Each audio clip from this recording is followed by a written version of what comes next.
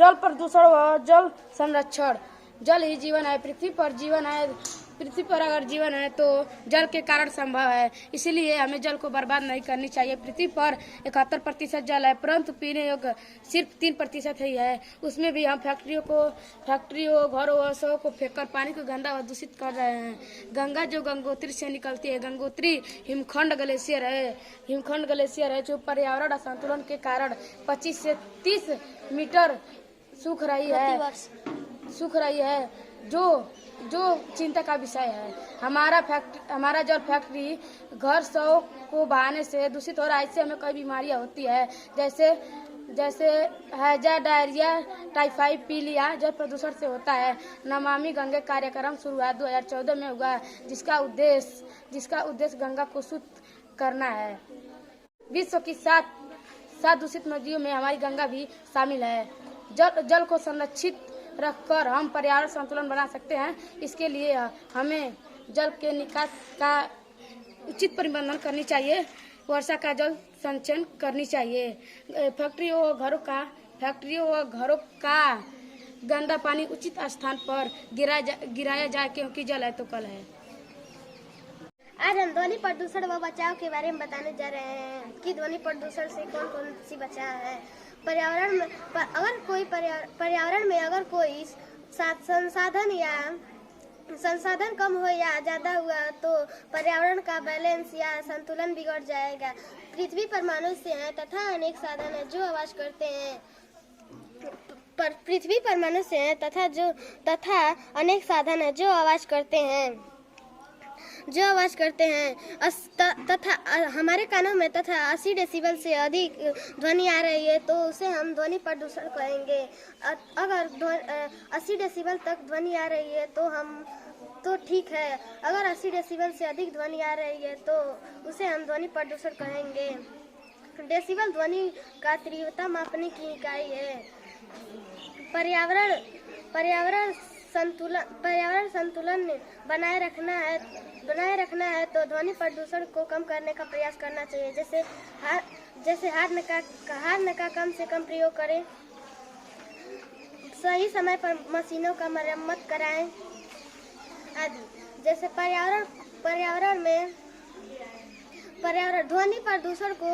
ध्वनि प्रदूषण से हमारे अनेक समस्याएं हैं जो हमारे कान को नुकसान कर सकती है, जैसे चिड़चिड़ापन, उच्च रक्तचाप, कान का बहरापन, पागलपन आदि।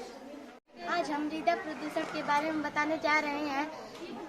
जैसे हमें जीवित रहने के लिए भोजन की आवश्यकता होती है, जिसके लिए हमें मिट्टी या मृदा की आवश्यकता होती है। अगर मिट्टी ना हो तो हम अनाज उत्पन्न नहीं कर सकते, ना ही तो जीवित रह सकते हैं। मृदा कई कारणों से प्रदूषित हो जाती है, जैसे खेतों को जलाने से, कीटनाशकों के प्रयोग करने से, खुले में शौच करने से। इसीलिए हमें शौचालय का प्रयोग करना चाहिए। ऊर्जा कई प्रकार की होती है, जैसे वायु की ऊर्जा, जल की ऊर्जा, सूर्य की ऊर्जा। इसे हमें बेवजह बर्बाद नहीं करना चाहिए। ऊर्जा संरक्षण। ऊर्जा हमें भोजन से प्राप्त होती है, परंतु भोजन बनाने में जो हम लकड़ी जलाते हैं उससे वायु में कार्बन डाइऑक्साइड और कार्बन गैस बढ़ जाता है। ऊर्जा को बचाने के लिए हम कई उपाय कर सकते हैं, जैसे सौर ऊर्जा का प्रयोग करके हम अपना बिजली, पंखा, मोटर, फ्रिज चला सकते हैं।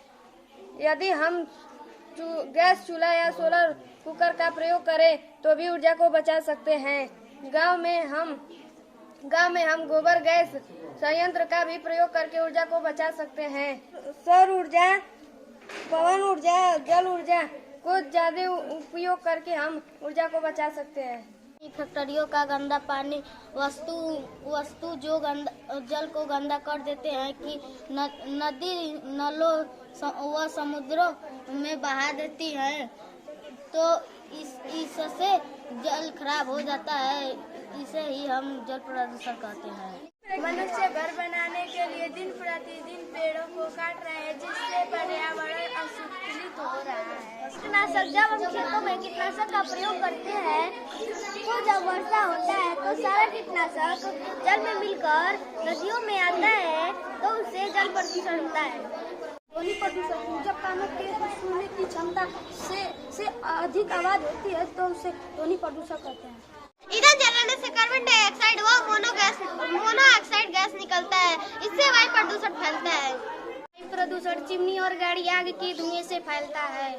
ऊर्जा जीवन के लिए बहुत आवश्यक होती है। ऊर्जा निम्न रूपों में मिलती है। ऊर्जा सूर्य के रूप में मिलता है, जैसे सूर्य, भोजन, पवन, जल, वायु।